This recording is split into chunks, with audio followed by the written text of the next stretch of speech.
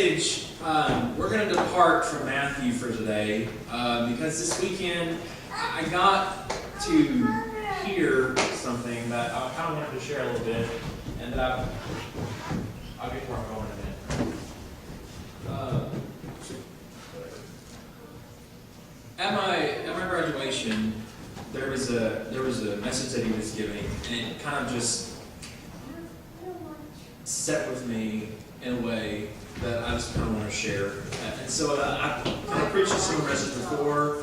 I'm going to kind of draw from that and draw from what I've heard, and hopefully it'll bless you today.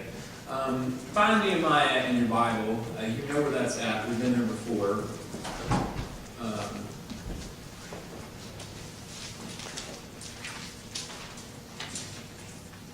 It's going to be right before Psalms, if you're in the Old Testament.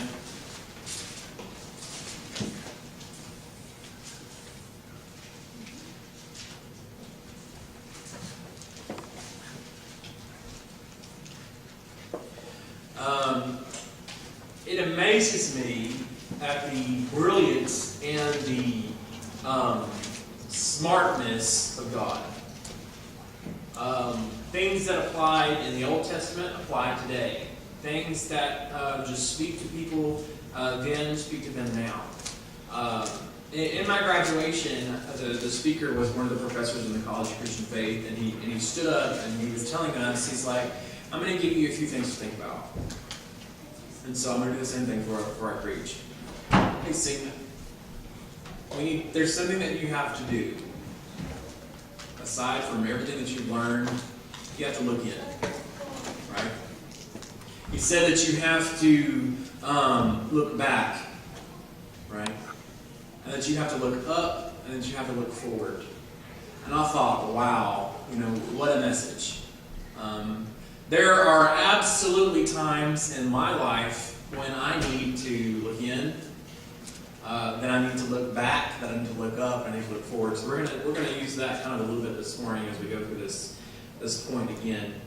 Nehemiah chapter 4, verses 1 through 6.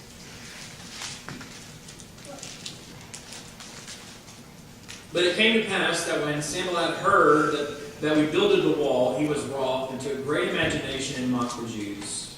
And he spake before his brethren in the army of Samaria, and said, Why do these feeble Jews, will they fortify themselves? Well, why will they sacrifice? Will they make an end in a day?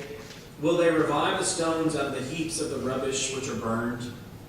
Now Tobiah the Ammonite was by him, and he said, Even that which they build, if a fox go up, he shall even break down their stone wall. Hear, O God, O our God, for we are despised, and turn the reproach upon their own head, and give them for a prey in the land of captivity. And cover not their iniquity, and let not their sin be blotted out before thee, for they have provoked thee to anger before the builders. And so built we the wall. And all the wall was joined together under the haft thereof, for the people had a mind to work. I sat next to a lady to my right who had been working forever on her bachelor's in psychology, and the determination that was there, kind of a finality of finishing that was inspiring. To my left was a man that had a 7-year-old child and had a 3-year-old child, and he had been working a full-time job and was finishing school as well. And it blew my mind that in spite of all the work and everything that comes along with it, that there was an attitude of thankfulness, of God's presence in their lives, and God leading them and guiding them, right? I have no idea what your future holds for you. I don't know what your goals are in life. I don't know what you want to have in your 401k when you get to retirement. But there's something that is in this verse that is just amplified, that is huge, that is vast, and that is that you have to have a mind to work. I never met anybody who just shot up and said, I want to love work. I want to love to work some more, work harder. but it's a part of life. It is something that either we can view work as good, or we can view work as negative, right? And when I say work, I mean, I'm not talking about just your job work, right? Let's kind of define work. Marriages, they take work. To raising kids, does that take work? Being a part of a church who's a part of different people with different personalities who try to make things work, that is work, right? It says the people had a mind to work. The funny thing about work, though, you may understand that when you're trying to accomplish something, there will always be some kind of opposition, some kind of trouble to overcome, some kind of thing which you have to kind of work at and work at and work at. In my job where I work, it's kind of difficult sometimes to resolve some of the issues in the accounting. You have to work at it and work at it and work at it. And finally, you get it, right? It's the same thing with a child. It's kind of difficult. You're trying to teach them, and they're just not getting it. They're not getting it, and you just stay with them, right? People have a mind to work. Where's our mindset at today? Do we have a mind to work? Do we view our lives in the way in which we need to, in which God frames it for us? Because honestly, maybe you're like me, it's very easy to complain. Very easy to get bitter. Very easy to throw your hands up and just get discouraged. But I think when that happens, I think we miss the blessing of God over what He's doing. I really do.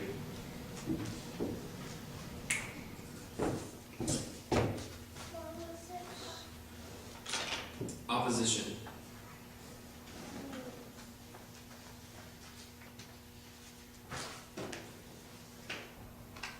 So let's kind of think that through for a minute. I don't want to go any further yet.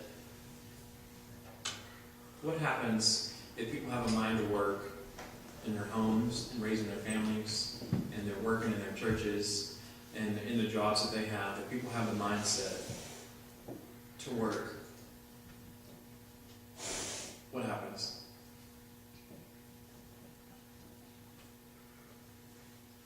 Well, then I think you have moms and dads that put Jesus first and love each other the way they do. And then you have kids that grow up seeing that and model that. And then you have other kids that may not have the best role models in their lives coming and seeing you and the way you are with your children, right? And trying to figure out what that looks like, how beautiful that is.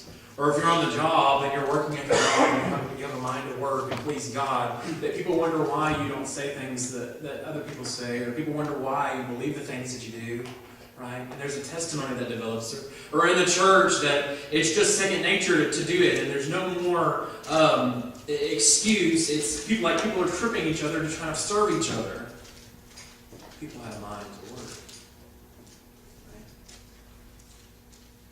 It doesn't say that people had a mind to autopilot. People had a mind to love streaming TV, love Netflix and Hulu and all that stuff, but you can't stream your way through life, right? It takes effort. It takes time, right? At every stage in your life, doesn't matter how young you are, doesn't matter how old you are, there is some way in which you can engage, right? Churches are life rafts sent and sustained by heaven and the New Jerusalem to get people saved. Right? I don't know if you've looked around the world today, but the world is changing rapidly, and the coming of the Lord is going to happen sooner than later. You understand me? Yeah. I'm going to say that again. Jesus is coming soon, morning or night or noon. Right? And so, in our lives, we kind of just turn that off. I don't know how to, it's like a light switch, and it just goes off. That really isn't what He wants. C.H. Mackintosh said, Nehemiah might have gone and built any other wall in the whole world but the wall of Jerusalem, and Sanballat never would have messed with him. But to build the wall of Jerusalem was an unpardonable offense. Why?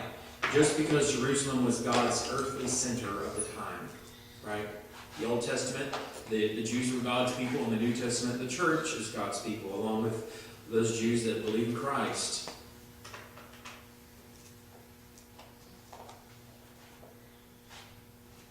tell you something. You cannot tear down what God would have builded. Right? In Matthew chapter 16, it says, I will build my church. That's Jesus saying, I will build my church. So it's going to happen. But the question is it going to be if we're going to land on the deal or not? Does that make sense?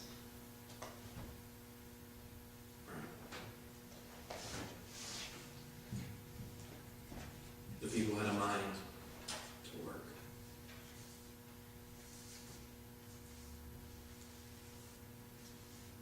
Many times in my life I feel depleted, like as if all of the energy is just gone. And I wonder why. But the answer is in verse 7 through 9. When it come to pass that the Sanballat and Tobiah and the Arabians and the Ammonites and the Ashdodites heard that the walls of Jerusalem were made up, so the walls built, and that the breaches began to be stopped, so there's no more holes in this wall that he's building. But they were very wroth, and considered all of them together to come and to fight against Jerusalem and hinder it. Nevertheless, we made our prayer unto our God, and set a watch against them day and night because of them. It's amazing how easy, whenever we get in trouble, we can just go find God and start praying and praying and praying. But it's not our first resort. When sin enters our lives and we like to entertain it and we like to just kind of pet it and play with it and mess with it and just kind of caress it, shine it, we know what's going to happen. If you pray, you're going to have to give that away to have communication with God, but we don't. It's kind of a second nature. It's kind of a maybe, right? Pray. Prayer.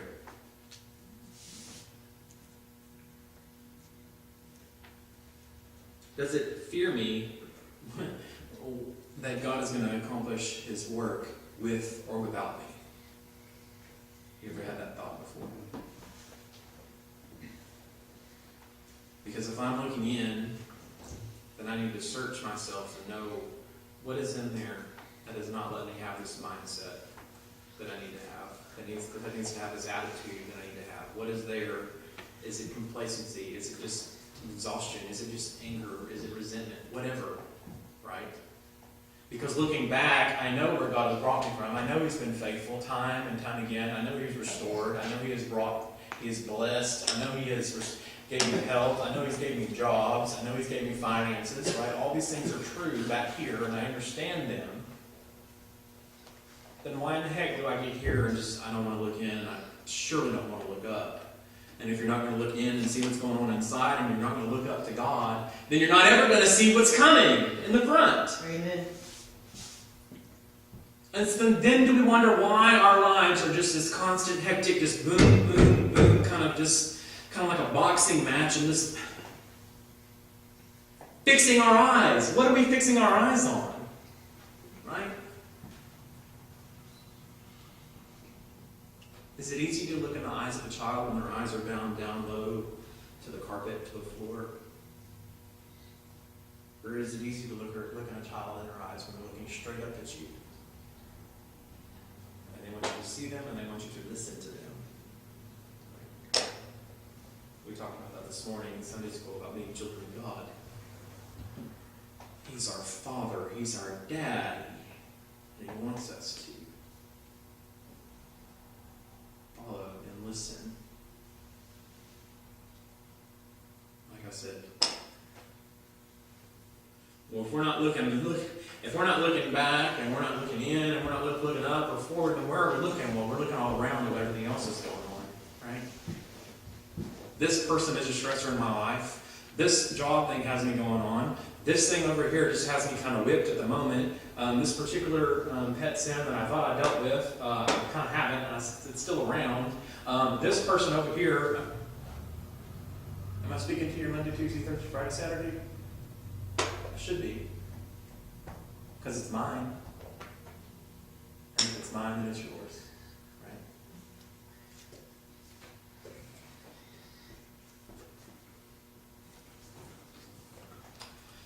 Look with me at verse 10 through 12. And when Judah said, the strength of the bearers of the burdens is decayed, There's much rubbish so that we are not able to build the wall. They lost vision. They lost sight. Remember, the thing is happening. God said, build this wall, and they're starting to build it, and then all of a sudden people lose sight, and they kind of quit, right? Many times in your life, I'm sure you felt like quitting. It took forever to try and finish this piece of paper, and I felt like quitting, and I did quit, and back and forth. That's a pattern. That's a story of life. So much rubbish. There's just so much going on, right? We're not able to build the wall. We just can't do it. It's a mindset, right? Our adversary said, they shall know neither see till we come in the midst among them and slay them and cause the work to cease. And it came to pass that when the Jews which dwelt by them came, they said unto us 10 times, from all places whence ye shall return unto us, they will be upon you. Discouragement is like wildfire. I promise, if you are a positive person, and I know this because I am a glass empty type person, my whole entire life I've had to work at saying the glass is full. You understand that? It's funny. Go ahead, Milo. No. Seriously, be honest with yourself. If you kind of gravitate towards the negative, then it's going to be difficult for you to try and develop positive and trying to think about positive things in which God is doing, and depending upon God, having that kind of faith. It's not going to just autopilot, right? And I'm not trying to say that there's some kind of fake thing that you need to develop. I'm just asking you to be honest. Because if you look in, you look back, you look up, then you will be.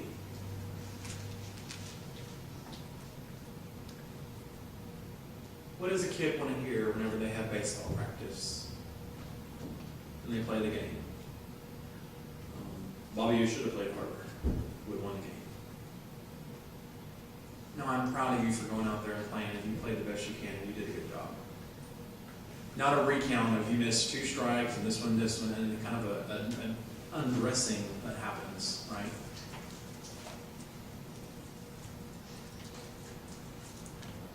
Discouragement, right?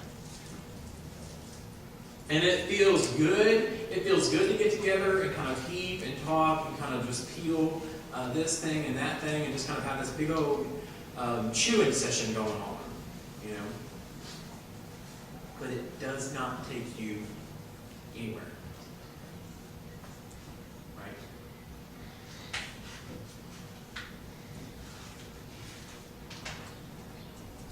Don't spend time on people who are constant discouragement, who want to be constant discouragement.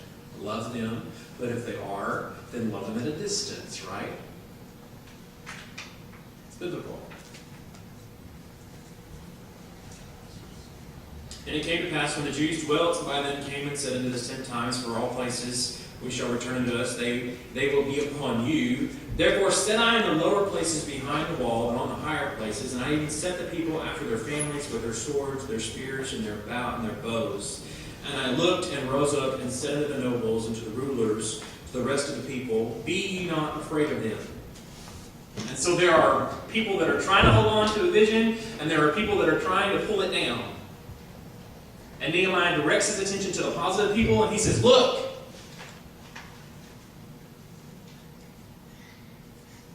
watch it, right? Don't be afraid of them. Remember the Lord. Remember God. Discouragement. Marriages on the rocks. Remember God. Financial problems. Remember God. Problems in the workplace. Remember God. Wayward children. Remember God. Wayward sisters. Remember God. We love to just throw out the God factor. Statistics coming out today saying the sky is falling and that Christianity is going to croak in 50 years. Well, it hasn't croaked for 2,000 years, so I don't think it's going to croak in the next 50. Do you hear me? It's going to change, and there are good changes and there are things that need to happen, but that does not mean that we're just going to throw it out with the bathwater. Why? Because His Word is inspired and it's going to go through and it's going to go and it's not going to come back void. Remember God.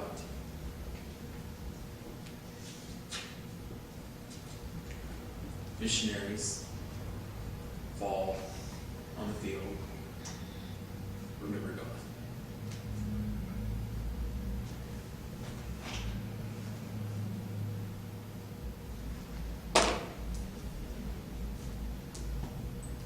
Remember the Lord, which is great and terrible. And the fight of your brethren, your sons and your daughters and your wives and your houses. Do not ever come into the imagination that life is, that you're by yourself. Because you're not. I'll be honest with you, I don't get a lot of communications for prayer requests. Pastor, would you pray for me? This is what's going on in my life, or that, whatever. And I'm not forthcoming with it to you guys either. So there's some growth that needs to happen in our lives. Phone calls saying, hey, would you mind praying over this? Hey, there's this coworker that I know, and she really just kind of needs somebody. You have time for that. That's ministry. That's where it happens.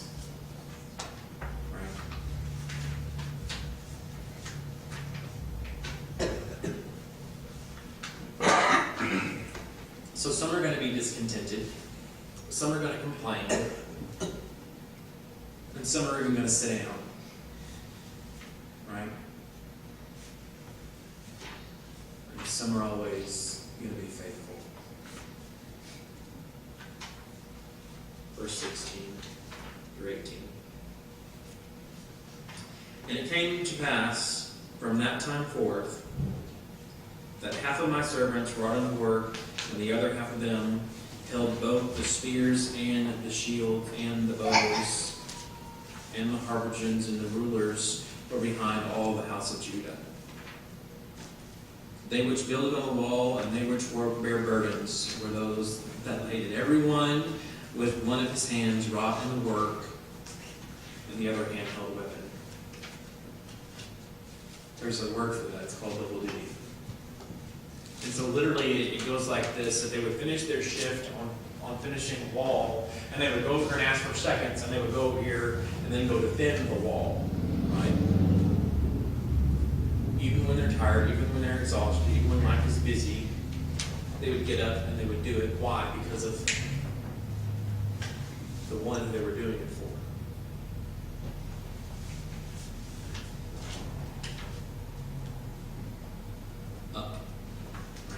Faithful, working, yes, tired, but they had a mind to work. And they didn't mind doing it. It was a blessing to serve others. Right? And how often, if we let go of ourselves, it's really easy to serve other people. Even when we don't feel like it. I love and hate the word feel at the same time. Right?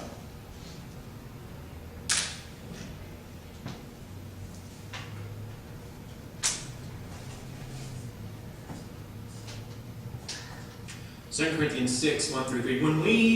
When then, as workers together with him, beseech you also that you receive not the grace of God in vain. For he said, I've heard thee in the time accepted. In the day of salvation have I suffered thee. Behold, now is the accepted time. Behold, now is the day of salvation. Giving no offense in anything, that the ministry be not blamed.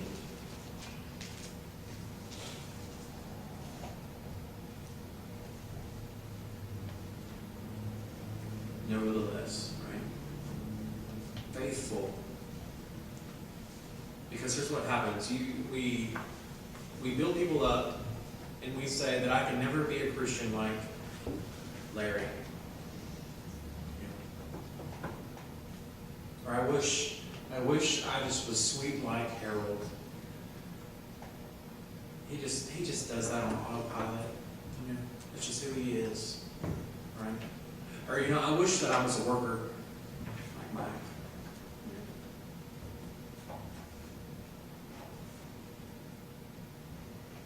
You are using the wrong mirror, because if you use the mirror that God puts in front of you, then God is going to place those things in you that are going to allow you to work just as much, just as best, and just as sweetly and joyfully as the other people that you are saying have this joy.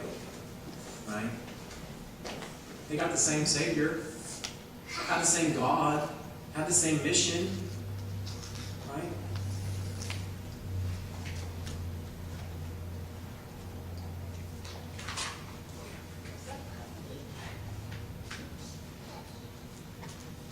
Like Nehemiah, who are people that belong to the Lord, We belong to a corporate body of believers who need God's power, direction, and help in our lives.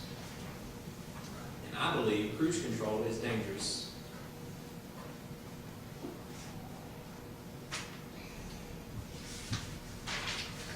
I believe that the honeymoon is over and that the work is getting started and the wall is coming together, but I don't want it to falter. Do you hear me?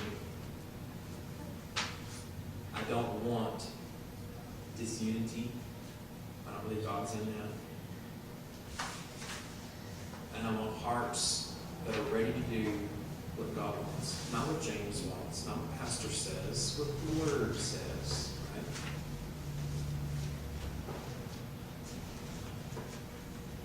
Yes, we have a little bit of money in the bank. Doesn't matter. It was the same when we had no money in the bank. You understand me? Same God over the little and over the big. And we need to get back to the dependence of the faith that needs to be here. Right? We've got to have a mind to work. We'll work together to do it. That's all hands on deck. Right? Yes, we work and schedules and kids and softball and baseball. I get it. It's fine. Right? We'll work around it. We'll figure it out. We're going to do it together. Because burnout will kill the Spirit of God in this place. And then discouragement, and then resentment, and then there's a breach in the wall. And what enemies do with breaches? Send in the troops. Like him, we want to know God and his ways, understand his character and attributes, and grasp how to worship and glorify him. I want that. Like Nehemiah, we want to be used of the Lord in ways that will help further the work here, establish God's people, right? And have my life count as a witness for him. Right? And none of those things are going to happen if you don't learn how to look in, let God search what's really in here, give it to him. If you don't rehearse where God has brought you from, the good and the bad, and if you don't depend on him for what's coming, sometimes you don't want to look up because you know what he's going to say. You know what he's going to speak to your spirit. Right? He is right, and he's God, and he is reverent, and he's holy. So I'm going to look up. Because I fear him. And when those are there, this is in focus. Right? Lots of distractions, lots of things are going to come in the middle. That's in focus. Do you hear me today? Y'all stand this morning as we ready to pray. I have a little bit different invitation this morning. I have a song, just going to have a prayer of prayer, and then we'll be dismissed after that to the meal. Somewhere in the message, God spoke to your heart, spoke to your spirit, so think about that, use it, apply it, right? Thank God for it. Right? That's what prayer is for at the end of the sermon, for a message. So I would encourage you to put this to work in your prayer life this week, right? Pray over the things that you heard. Pray over our church. Pray over work and busyness of life, and let the focus will remain true to what it needs to be. Father, we come before you thankful that your word is enough. Lord, that you answer your word, and that it's not going to come back void. Father, that you're going to build and establish your church. And Father, we need to be apt to want to be a part of that, apt to want to work, apt to want to be here. Lord, this is not meant to be a ball and chain sermon, Lord, but this is just a reminder of who you are. And what you've done in our salvation, what you've done in our church, rescuing it from ashes. And that you would just have your way in this place. Father, I ask that those that are here would use what they heard, whatever specifically spoke to them, that your Spirit gave to them in the preaching of the Word. That they would confirm that and remember it, Lord, and pray over it this week. Help us be changed. Help us to look back, look in, look up, so we can be ready to look forward. In Jesus' name, amen. Okay. All right.